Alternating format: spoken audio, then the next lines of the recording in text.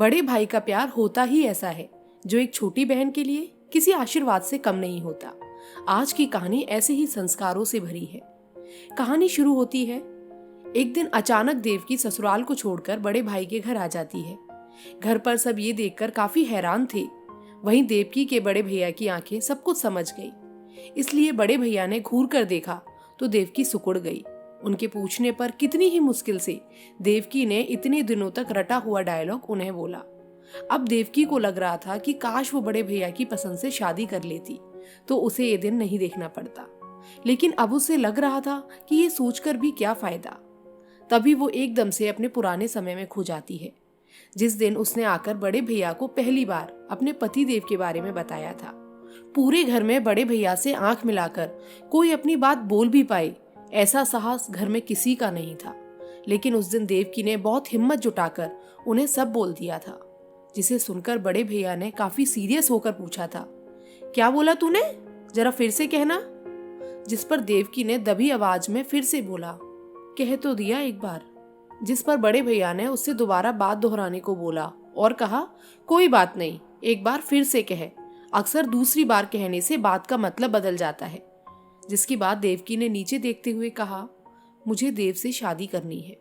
जिस पर बड़े भैया ने सोचते हुए पूछा, ये देव वही है ना जो कुछ दिन पहले यहाँ आया था। जिस पर देवकी ने हाँ में सिर हिलाया और कहा, जी।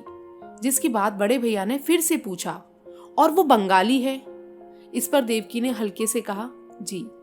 जिसकी बात भैया ने फिर से पूछा, और हम लोग, जिसमें तू भी शामिल है, शुद्ध शाकाहारी हैं, वो बंगाली तो जरूर ही मांस मछली खाता होगा। जिस पर देवकी ने सर हिलाया, जी। इसके बाद भैया ने गरज कर कहा, ये शादी नहीं हो सकती। जिस पर देवकी ने भैया से पूछा, क्यों बड़े भैया, क्यों नहीं हो सकती। इस पर बड़े भैया ने डांटते हुए कहा, क्यों, क्या दिखाई नहीं देता, एक उत्तर तो दूसरा दक्षिण, एक पूरब तो दूसरा पश्चिम, कहाँ है मेल इसमें, कैसे रह पाएगी उस घर में। इतना सब सुनने के बाद भी देवकी ने अपनी बात फिर से दोहराई और कहा, पर हम दोनों ने एक दूसरे से शादी करने का फैसला कर लिया है, क्या ये मेल नहीं है। इस पर बड़े भैया ने उसे घूरते हुए कहा, अच्छा, तो तू इतनी बड़ी हो गई है कि अपने फैसले खुद करेगी। लगता है तू अपने आप को कहीं की महारानी समझने लगी है कि जो चाहे कर लेगी। जिस पर देवकी ने कुछ नहीं बोला और वो ये सोचकर चुप रही कि अगर उसने जवाब दिया तो वो और भड़क जाएंगी। फिर उनका रेडियो एक बार चालू होगा तो फिर बंद नहीं होगा। जिसके बाद कोई जवाब ना पाकर बड़े भैया ने फिर से पूछा, और अगर मैं शादी की मंजूरी नहीं दूं तो। इस पर देवकी ने तुरंत जवाब दिया, तो हम कोर्ट में शादी करेंगे। ये सुनकर भैया ने ताली बजाई और बोले, शाबाश बेटी, तूने मेरी इज्जत रख ली। अगर मैं शादी के लिए हामी भर देता हूं तो लोग 1000 सवाल करेंगे, मैं जवाब देते देते थक जाऊंगा। ये सुनकर एक बार देवकी को भरोसा नहीं हुआ कि बड़े भैया उसे सपोर्ट कर रहे हैं या टॉन्ट मार रहे हैं, इसलिए देवकी दुविधा में पड़ गई। जिस पर बड़े भैया ने उससे पूछा, अब क्या हुआ, चुप क्यों हो गई। इस पर देवकी ने डरते डरते कहा, आप नाराज हो गए। इस पर भैया ने कहा, हाँ, नाराज होने की बात ही है, अच्छी तरह से फैसला कर लिया है ना, ऊंच नीच सब सोच लिया है ना, बाद में पछताएगी तो नहीं। जिस पर देवकी ने जवाब दिया, जी नहीं। इसके बाद भैया ने फिर जवाब दिया, तो जाओ कोर्ट में शादी कराओ, मैं तुम दोनों को आशीर्वाद दे दूंगा। ये बात सुनकर देवकी का दिल डूब गया।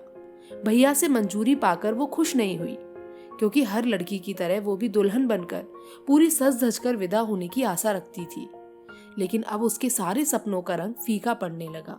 बड़े भैया वैसे 7 भाई बहनों में सबसे बड़े थे, और शायद इसलिए ये नाम उनके चरित्र और ऊंचे दर्जे के कारण उनके चेहरे पर चिपक गया था।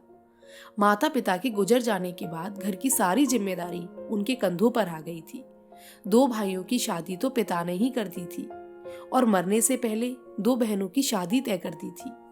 ये सब काम बड़े भैया ने ही किए हैं। इस बात की उन्हें पूरे मोहल्ले में तारीफ भी मिली। समय से तीसरी बहन की भी शादी कर दी। इसी समय उनकी पत्नी का देहांत हो गया। उनकी अपनी कोई संतान ना थी। अब रह गई सबसे छोटी बहन देवकी, जो उनसे 15 साल छोटी थी। उनके बीच भाई बहन का नहीं, एक पिता पुत्री का रिश्ता था। दोनों घर में अकेले थे। क्योंकि बाकी बहनें ससुराल चली गई और भाई अपनी अपनी नौकरियों के चक्कर में दूसरे शहरों में थे। देव की बड़े भैया से जितनी डांट खाती थी उतना ही वो उनकी लाडली भी थी। कोर्ट की शादी होने की वजह से देव की धूमधाम की शादी से रह गई, जबकि देव के परिवार वालों को इससे ऐसा लगा जैसे वे लोग धोखा खा गए। खाली हाथ बिना दहेज की बहू के आने से उनकी नाराजगी चेहरे पर एक बहुत बड़े फोड़े की तरह दिखाई देने लगी, क्योंकि देव ही अपनी कमाई से घर चला रहा था। इस कारण उसके घर वालों में कुछ कहने का साहस किसी को नहीं था। खुद देव की भी काम करती थी। उसने फिलॉसफी में एमए किया था और साथ ही बीएड भी कर लिया था। पहले एक स्कूल में और फिर एक अच्छे नामी कॉलेज में प्रोफेसर पर थी। वहीं देव भी दूसरे कॉलेज में प्रोफेसर था। दोनों अक्सर मिलते जुलते रहते थे। यहीं पर एक दूसरे के लिए दोनों के प्यार ने अपना रंग जमाना शुरू कर दिया था और फिर आखिर में दोनों ने शादी करने का भी इरादा कर लिया।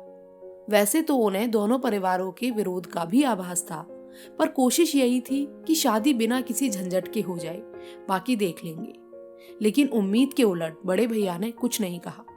जबकि देव के घर वालों ने कुछ समय तक लड़ाई की, फिर वो मान गए। लेकिन इसमें अभी भी बड़ा सवाल ये है कि इतना सब अच्छा होने के बाद भी आखिर देवकी अपने भैया के घर वापस क्यों आ गई।